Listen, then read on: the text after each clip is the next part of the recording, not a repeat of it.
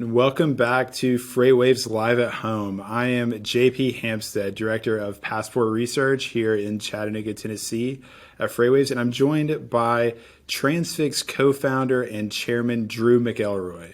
Hey, Drew. Hi, JP. How's it going, man? It's going great.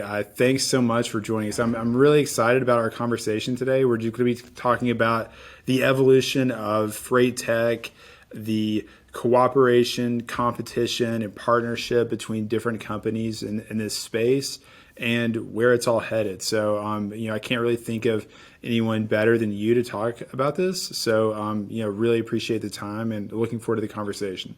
Well, I certainly appreciate the compliment, sir, and I'm very excited as well. It's an exciting time in our industry, so it's good to once in a while take stock and talk about it. Yeah, let's talk about this exciting time in our industry. Maybe a little bit more specifically, Drew. The trailing 1 year numbers for a lot of transportation companies are kind of wacky and unusual. We just got out of obviously earnings season where companies like Robinson and Echo and Hub Group killed it. Can you talk a little bit about what the past year has been like at Transfix and the kind of growth that you guys have experienced?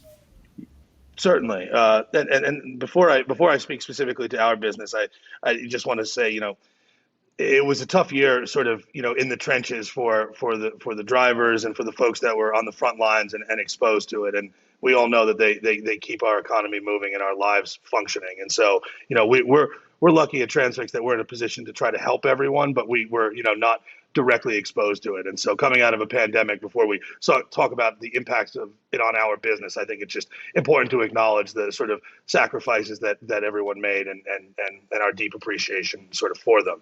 Um, it certainly was an interesting year, from a purely, capitalist perspective. Transfix has done extremely well. Other than, we joked with our team, our sort of March and April comps of this year were pretty easy to beat year over year comps, because obviously the end of March last year and at the very beginning of the pandemic was a very difficult time. But pretty much, by May of last year, as things started to ramp, we found our customers were, frankly, that much more, I guess, intrigued is the right way to say it, or they saw that much more value in the value prop of digitization versus analog. And so, if anything, as macabre as it sounds, the sort of the pandemic has acted as a tailwind for sort of our business, and I think all things freight tech. And we were sort of snowballing down the hill before the pandemic, and I think, ultimately this has just made everyone, from shipper to carrier and everybody in between, sort of realize that there are opportunities here to make all of our lives better on a go forward basis. We've noticed here at FreightWaves, and I personally noticed just talking to different providers, different companies in transportation logistics, and working with them on certain projects, that the old narrative that these transportation companies are sort of jealously guarding their data and really want to silo it, keep it in house, protect it because of some competitive reason. That narrative has kind of blown up. Can you talk a little bit about just what we've seen as the increased willingness for people to collaborate, to share data, to really try to make each other smarter? Yeah, I mean, I think, by and large, our industry is a curious one, but also one that has been burned in the past and is perhaps more interested in results than hyperbole, right? And so I think historically folks have maybe been hesitant to overly share, because the sort of the value that doing so, it could be argued that there wasn't that much value creation. In fact, some people in the past might have thought that sharing their data would allow it to be used against them. Speaking specifically for Transfix and our journey, I can tell you that our customers and our carriers and our new customers and prospects and for the people that are new to the team, there's been a clear sea change and a willingness to share and to collaborate. But I think part of that is driven on at least speaking again for ourselves, our ability to put our money where our mouth is, right? Like we have real data and real case studies and real other parties that you can speak to that can, speak to the benefit of sort of, opening the kimono a little bit. And, you know, we talked about this a little offline, and I'm sure it'll be thematic here, but I think the whole nature of where our industry is going is, so from sort of individually siloed digitized service into sort of more fulsome solutions. And that, to sort of get to that next level of value creation, you have to be that much more integrated. And that's the journey I think that we're all on here. And it also I think, it creates kind of a decision point for a lot of technology companies that are interested in working in transportation logistics. There's a great, you get funding because some companies get funding because they're a product company, right? But then when they actually want to work with large, sophisticated customers, they find themselves sort of slowly morphing into an integration company, and they're doing lots and lots of custom building, and customer success, professional services, and all of that is sort of neck and neck with the kind of revenue that technology investors actually like. That's one really interesting thing. Speaking of integrations, you guys just signed a strategic partnership with Project 44, one of the leading real-time visibility providers for North America and globally, honestly. Can you tell me a little bit about what that involves? I understand why P44 would want to do that deal, why they would want to plug in to what Jet McCandless called your very expert, high-quality carrier network. But and you can explain that. But what's the benefit on the Transfix side? What are you guys getting out of this partnership? Sure. So I guess the best way to really answer your question is to talk a little bit about sort of the underpinning philosophy here, or what the sort of the vision is for the future, right?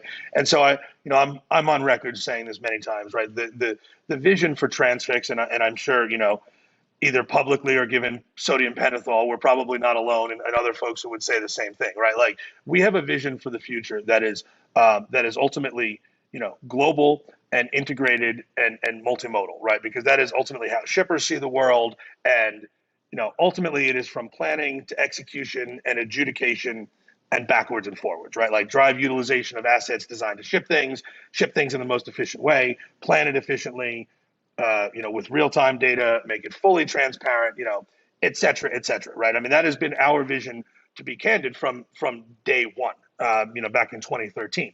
But in 2013, it was quite literally just that. It was a vision on a whiteboard and some slides, right? And so I think the journey that sort of everyone is collectively on is it's effectively a race, right? Like, who can get there first and with the most momentum. And I sort of said a few minutes ago, right? Like, the only way any of us, speaking for, I think, at least speaking for Transfix, and I think, if I may be so presumptuous, speaking for digitally native companies, of this generation, it is very difficult to do anything successfully with a very broad initial mandate, because resources are finite, and you have to find a place to get leverage, and then push on that to continue to grow. And so, but you have to counterbalance that with what I said a moment before that, which is this ultimate, very broad and grand vision. And so, like anything, right? It is about the actual strategy from step A through step Z, and from there. And so, as relates to things like Project 44, which obviously Jed and his team have built a fantastic company.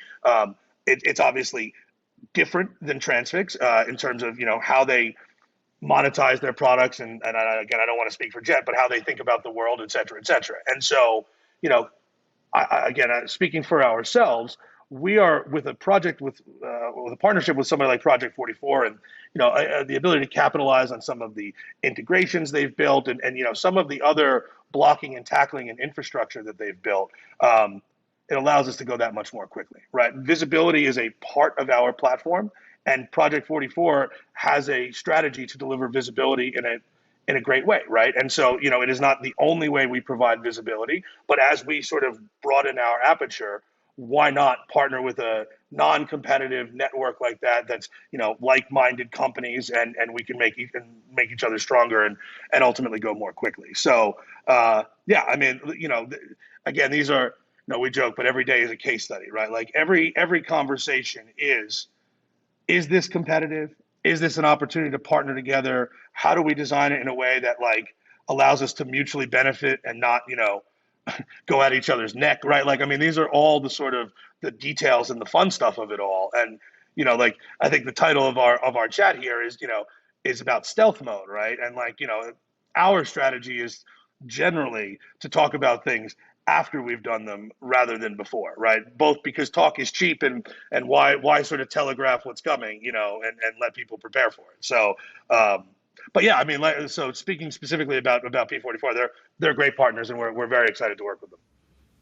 Great, that's helpful. I was talking to someone the other day, in freight tech, and they kind of said that one one possible end state, that especially shippers want, right, is automated, global, door-to-door information on rates, capacity, and risk, and how much does it cost? Is my stuff actually going to move? And what's the chance that it doesn't? And what should I do about it if something goes wrong? But actually building that and delivering that is, impossible to do on your own, really, right? Well, and at risk of sounding like a total jerk about it, I would suggest that it's very, very articulate, but it's only half, right? It's understand it, but then it's also go and do it. And if under one framework you have the entity suggesting the strategy, and then with the blessing of the decision makers, then being able to say, if what we're suggesting as an outcome sounds better to you than your current reality, this is not a consulting proposal. This is not a hypothetical. It goes from you saying, I like this, to you saying, do it. And it all happens, right? And so it's the same person who articulated the idea being accountable to deliver it. And therefore you have like one neck to choke, and you're constantly measuring yourself against what you said, rather than the classic, well, the consultant said it could be done for this, but in reality it's this, and it's the other person's fault, right? One place that has the strategic planning and the visibility and the data and the risk, puts together the optimized solution, and then is also accountable and responsible for executing it. I mean, that is the end state, I think, right? If you do Yeah, that globally, and that's I sort of think, the end. and I think that what that sort of depends on, again, is that willingness on the part of companies to be more transparent, to share their data, to have someone not just do a sort of a study or an academic analysis, or some sort of project like that, but also with the ability to execute it. Someone who also, in theory, wants to make a margin on the results, right? I think the willingness of companies to be open and honest about their networks, the issues they're having, their intentions, right? Has been, we've seen that change a lot, and it's been helpful for us, and obviously for Transfix as well. One Well, of the things I wanted to go ahead, Drew. no, I was just going to say, I think you're absolutely right. And like, candidly, it's why when we started Transfix, we started with the marketplace, right? Like, much to the chagrin of certain groups of investors and things like that, right? It is generally perhaps a happier path. I won't say easier, because nothing is easier, but a happier path to start a nice software business and generate multiples on software. And there's nothing wrong with that. It's a wonderful business, and there's many people who have created a tremendous amount of value doing that. We chose to start with the execution, like the granular, in the trenches execution, because of exactly what you just said. Like, there is a reticence in our industry to trust, because people have been burned for a long time. And so we thought the best vector for us was put your money where your mouth is. Like, we started with individual spot truckloads and prove to our very large enterprise customers that they can be done in a different way, right? And you start to develop trust incrementally by delivering, right? Forgive the pun. And as you do that, it's like, okay, well, now we'll include you in the RFP. Oh, now we will actually listen to you if you make strategic recommendations. Oh, we can do this more integrated partnership, right? These things become easier when when the buyer is interacting with somebody that they have a relationship with and has proven themselves to be a person or an entity of their word and able to not just sizzle but also deliver the steak, right? That's the important part, and that's the way we've built our business. And you know how these things go. Eventually the momentum gets to a point where you start to like just break free, right? Because you have enough credibility that new shippers are more willing to trust because they've heard from others and they've seen the results that others have gotten. And it's less of an exercise in bushwhacking every single time, and there's maybe a little bit more. Listen, we still know this is a tough business, and everybody's got their objectives, and rightfully so. But like the momentum is certainly increasing without question. That's right. Can we talk a little bit just about how you think about what I think I called offline the dissolving borders between freight matching, transportation management systems, and visibility solution providers. Some visibility providers, kind of dip their toe in the water of matching. Makes total sense if you know where all the trucks are, what they like to do. If you know the shipper networks, why not make intelligent recommendations? Obviously, brokers and people who find capacity have offered transportation management systems to help their customers first of all, but also to get cleaner data that can be worked on more efficiently by algorithms. And of course you've got the visibility solution providers who are tying it all together. Can you tell me a little bit just about where you see those sort of three industries going? Yeah, I mean, so it's basically thematic with what we've already been discussing, right? Like we're moving from this world where everything was analog, and in the future everything is going to be digital, right? I think most people would agree on that. At least I do, right? And so the real question is like, how do you transition and get from here to there, and what does sort of the world look like on the other side of it all, right? And so to me, part of that starts with like the analysis of what is, right? And we talk about all these different silos, whether it's TMS provider or different types of software companies, or however folks want to delineate themselves. You can even talk about it sort of like within the execution of shipments. Is this a spot truckload, or is this a contract truckload, or even between modes, right? Like, is this a volume LTL shipment, or is this a light truckload, or we make it a two stop? There's all sorts of different um, categories that we as an industry have developed over time, right? And I think that is the result of the analog nature of our business historically, right? These were decisions being made by humans, and humans work in a certain way, right? And so we've got all these customers, right? And like somebody's got to decide, is this a truckload or an LTL, right? Which desk is it going to, right? Like back in the day, it's got to have a home. And so you would sort of create these, what I would argue, artificial silos, right? Like it's really not truckload and LTL. It's really a spectrum of what is the most efficient way to fulfill the demand of the need to move those goods from point A to point B. And we've sort of created all of these buckets so that humans can manage it.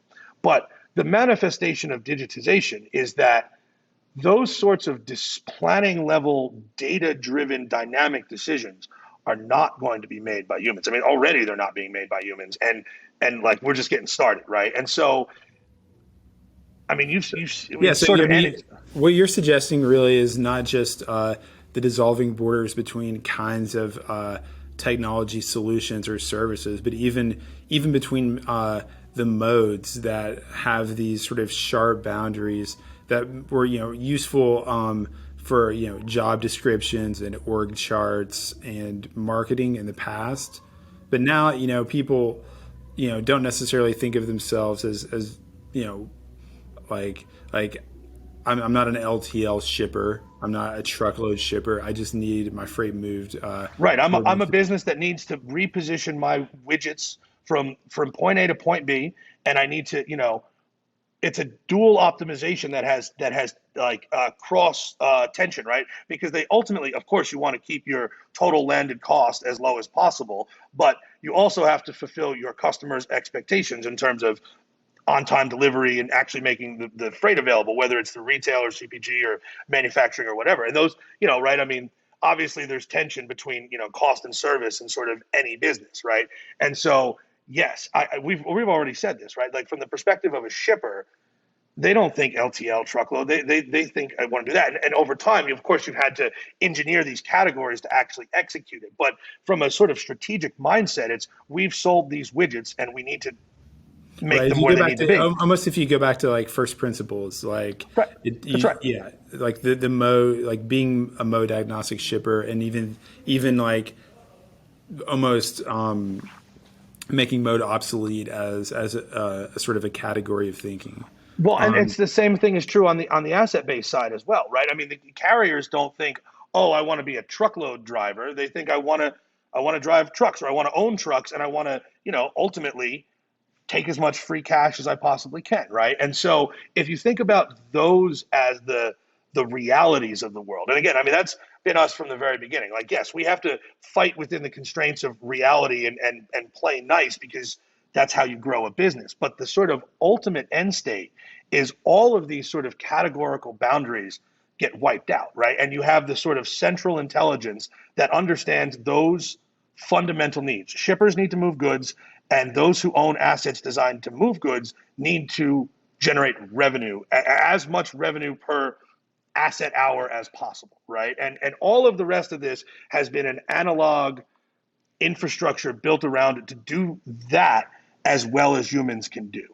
But part of the process of digitization and like all the silly stuff of like the AI taking over and all that is just all these categories don't exist anymore. And it's like, well, why don't we do that, right? And of course, there's a behavior change, and it's not an overnight thing, but as a directionality, that's where we're going. so in this new world where collaboration is considered a necessary part of doing business, when people realize that we've got either to we can't build all this technology on our own. We either have to buy someone or partner with someone, or create an API that lets us talk to each other. It's created almost a new, more fertile environment for startups to evolve in and to be born in, right? I think you said offline that it's almost like the oxygen level in the habitat has been raised for new startups. What are these companies going to do? That's the last question. I'm gonna Well, leave I you with. mean, Sure. I mean, hell, if I knew the answer to that, I probably wouldn't say it here. I'd probably be, seeding entrepreneurs, which I'm actually doing, right? But like, listen, I think I'll say this, right? Like, again, this is a huge and nuanced space, right? And like I said, the sort of grand statements I've made in this conversation, with the sort of acknowledgement that there's going to be plenty of people in our business who are like, this guy's out of his mind. Like, this is like way too big of an ocean to boil. And so, fair enough, right? Like, we'll ultimately see. But like to that end, if you're an entrepreneur who wants to do something, there is no more fertile ground, right? And like, it's pretty simple, right? Find a problem that you can solve in a way such that if you do, you will have increasing leverage, right? Find something that you can do uniquely that if you do it, you will do more of it, and that'll obviously be good, and then you can move into new things, right? And so, I don't know, right? I mean, I have some ideas, of course, but I'll like, maybe I'll keep those to myself. But I You're not think gonna let me in the round too. I mean, listen, pal. You and me, we can do whatever you want, but maybe we have that privately rather than all of our wonderful friends in FreightWaves viewership land. But like, I mean, honestly, I'm being partly tongue in cheek because you can't walk down the street without tripping over a great entrepreneur and a great idea. I mean, you guys are seeing it in Chattanooga as much as anybody, and that that does my heart really good because I remember in 2012 when it was clean tech and every VC was like logistics. For us. Hell no. So we've come Yeah. we've come a long way, man, and that's very exciting. And one of the things that we did mention, I just want to leave out there too, is I just think that the increasing sophistication and penetration of telematics devices, especially, are creating a whole new, foundation layer, right? For like the data is better, it's cleaner, there's more of it, there's more, attributes. We're learning more about what's happening to trucks and assets and trailers as they move through physical infrastructure networks. And I just think that's really exciting. And I'm waiting for companies, more companies like Platform Science, for example, that can really take advantage of super high quality data like that. Well, Drew, thanks for joining me. Really appreciate the conversation. It's always a pleasure to hear from you, especially on these topics. I hope you're well, and hope everything goes great in New York.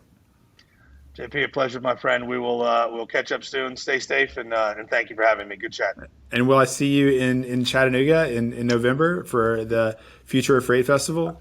I'm looking forward to it, man. You couldn't keep me out of there with a stick. All right, awesome. Thank you so much. Take care, man.